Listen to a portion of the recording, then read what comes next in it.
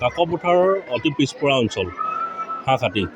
আৰু এই হাঁহখাতি অঞ্চলতে 2008 চনত এই অঞ্চলৰ কেইজনমান ব্যক্তিৰ প্ৰচেষ্টাত গঢ় লৈ উঠিছিল এক অসমীয়া মাধ্যমৰ এক অনুষ্ঠান। আৰু এই অনুষ্ঠানটো হৈছে জ্ঞানজ্যোতি জাতীয় বিদ্যালয়। আৰু মই উপস্থিত আছোঁ জ্ঞানজ্যোতি জাতীয় বিদ্যালয়ত। আৰু জ্ঞানজ্যোতি জাতীয় বিদ্যালয়ত আজি প্ৰথমবাৰৰ বাবে এই বিদ্যালয়খনৰ পৰা উচ্চতৰ মাধ্যমিকত আজি যি ফলাফল ঘোষণা কৰিছিল সেই ফলাফল গৈ আজি প্ৰথম বেচ এই বিদ্যালয়খনৰ পৰা আজি ওলাই আহিছে। আৰু ফলাফলক লৈ বিদ্যালয়খনৰ যি শিক্ষক বা বিদ্যালয়খনৰ ছাত্ৰ ছাত্ৰীসকল আজি উৎফুল্লিত হৈ পৰিছে। আৰু মোৰ সৈতে আছে প্ৰথমতে যি এইবাৰ যি এই বিদ্যালয়ৰ ফলাফলত উত্তীৰ্ণ হোৱা ছাত্ৰ ছাত্ৰী তেখেতলোকৰ মনৰ ভাৱ ল'বলৈ চেষ্টা কৰিম। কি ক'বা আজি তোমাৰ ফলাফল কেনেকুৱা, তোমাৰ পৰিচয়টো কি? নমস্কাৰ, মোৰ নাম শ্ৰীমতী বাৰ্বী বৰা। আজি মই হায়াৰ ছেকেণ্ডেৰী পৰীক্ষাত ভালদৰে সফলতা পাবলৈ সক্ষম হৈছোঁ, একমাত্ৰ মোৰ ছাৰ বাইদেউসকলৰ কাৰণে আৰু মা দেউতাৰ কাৰণে। আমাৰ স্কুলখন আচলতে বহুত ভিতৰুৱা জেগাত আছে, যাৰ কাৰণে বহু মানুহে হয়তো আমাৰ স্কুলখন ইয়াত আছে বুলি অৱস্থিত বুলি গম নাপায়। তথাপিও আমি ফাৰ্ষ্ট বেষ্ট আছিলোঁ। ছাৰ বাইদেউসকলে আমাৰ লগত বহুতো কষ্ট কৰিব লগা হ'ল, যাৰ বাবে আমি এইখিনি সফলতা পাবলৈ সক্ষম হৈছোঁ।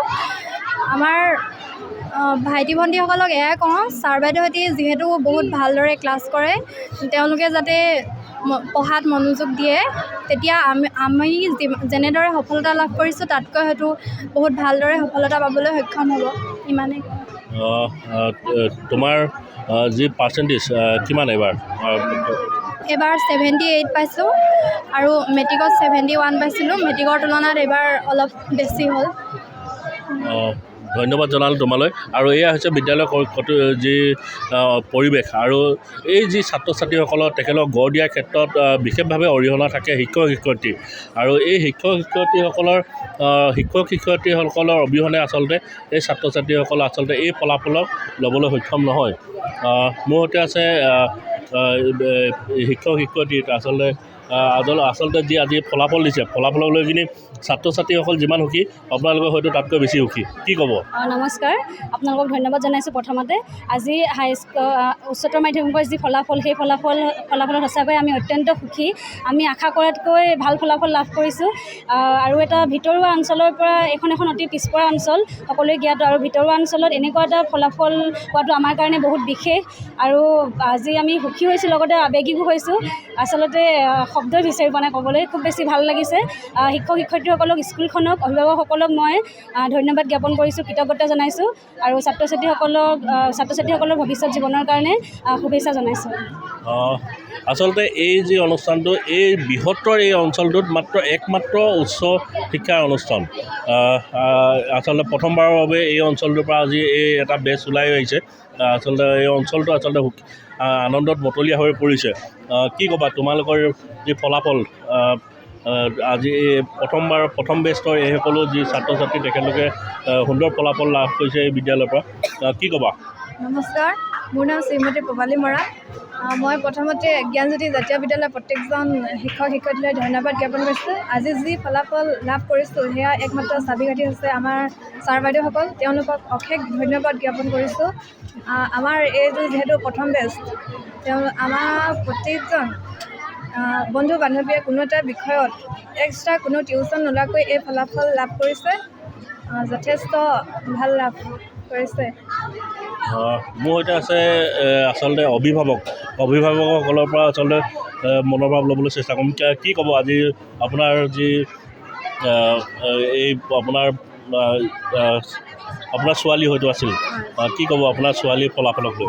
হয়, মোৰ মই ফলাফল লৈ বহুত ভালেই পাইছোঁ, সুখী হৈছোঁ। কাৰণ আমাৰ মাক দেউতাক তেনেকুৱাকৈ শিক্ষাৰ ক্ষেত্ৰত তেনে কমজুৰি। কাৰণ এইটো নজনাটো শিকাই দিবৰ কাৰণে আমাৰ শক্তি নাই। তেনেকৈ সন্তানকো মই মোৰ ফালৰ পৰা মই ধন্যবাদ জনাইছোঁ। কাৰণ শিক্ষক শিক্ষয়িত্ৰীসকলে যোনটো কুৱেশ্যন আনচাৰ শিকালে, সেইটো মোৰ পাতি লৈ মাক বাপেকৰ দায়িত্ব পূৰণ কৰি শিক্ষাটো আগবাঢ়ি গ'ল। সেইফালৰ পৰা মই ল'ৰাটোক মই ধন্যবাদ জ্ঞাপন কৰিছোঁ আৰু শিক্ষক শিক্ষয়িত্ৰীসকলক। আৰু মই যিটো টকা পইচা ইনকম হয়, আমাৰ মাক দেউতাকে ক'ৰবাত বজাৰ সমাৰ কৰি ল'ৰাটোক পঢ়ুৱাই আছিলোঁ। তেনেকৈ শক্তি নাই, অৰ্থৰ ফালৰ পৰা আমাৰ শক্তি নাই। আৰু সকলো ল'ৰা ছোৱালী ছাত্ৰ ছাত্ৰীসকলক মোৰ ফালৰ পৰা মই ধন্যবাদ জনাইছোঁ। আচলতে এক জাকৈচুকীয়া অঞ্চল যিহেতু, আৰু ইয়াৰ যিসকল ইয়াত বাস কৰা লোকসকল তেখেতলোকো আৰ্থিকভাৱে তেখেতলোকে আচলতে বেছি আৰ্থিক সবল নহয়। সেইবাবে এক ন্যূনতম মাচুলত এই বিদ্যালয়খনত তেখেতলোকে পাঠদান কৰাই আছে। আৰু বিদ্যালয়খনৰ যি মূল ব্যক্তিজন বিদ্যালয়খনৰ অধ্যক্ষ আছে, অধ্যক্ষৰ পৰা আচলতে তেখেত হয়তো আজি আনন্দত মতলীয়া। তেখেতলোকৰ বিদ্যালয়ৰ প্ৰথম বেচ আজি এনেধৰণৰ এক ফলাফল দিবলৈ সক্ষম হৈছে। কি ক'ব? নমস্কাৰ।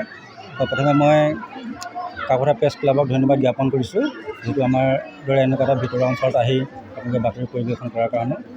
তাৰ পাছতে মই আমাৰ যিসকল ছাত্ৰ ছাত্ৰীয়ে পৰ্যায়ভিত্তিক উচ্চতৰ মাধ্যমিক চূড়ান্ত পৰীক্ষাত সফলতা লাভ কৰিছে, তেখেতসকলৰ লগতে তেখেতসকলৰ অভিভাৱকসকললৈ আন্তৰিক শুভেচ্ছা আৰু ধন্যবাদ জ্ঞাপন কৰিছোঁ।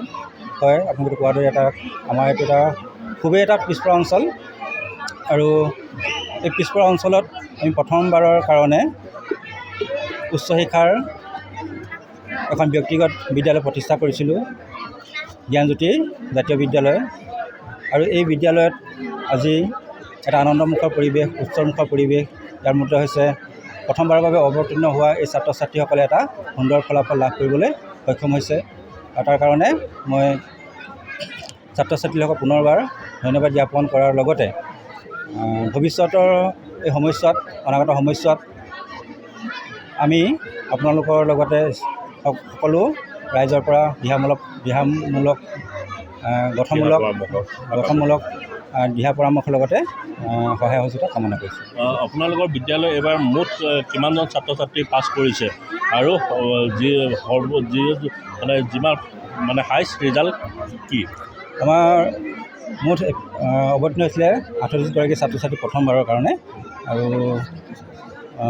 ইয়াতে হাইষ্ট ৰিজাল্ট যিটো উচ্চ নম্বৰ লাভ কৰিবলৈ সক্ষম হৈছে মনোজিত গোহাঁই, 4টা বিষয়ত লেটাৰ পাইছে, আৰু তেওঁৰ পাৰ্চেণ্টেজ হৈছে 81.6। হয়, আচলতে এয়া হৈছে এক কাকপথাৰ অঞ্চলৰ অতি পিছপৰা অঞ্চল হাঁহখাতি। আৰু এই হাঁহখাতিত 2008 চনত প্ৰতিষ্ঠা লাভ কৰা অসমীয়া মাধ্যমৰ এখন ব্যক্তিগত খণ্ডৰ বিদ্যালয়, জাতীয় বিদ্যালয়। আৰু এই বিদ্যালয় আজি প্ৰথমবাৰৰ বাবে যি প্ৰথম বেচ ওলাই আহিছে, বিদ্যালয়ৰ ছাত্ৰ ছাত্ৰী, অভিভাৱক, অঞ্চলবাসী আচলতে আজি আনন্দত মতলীয়া হৈ পৰিছে।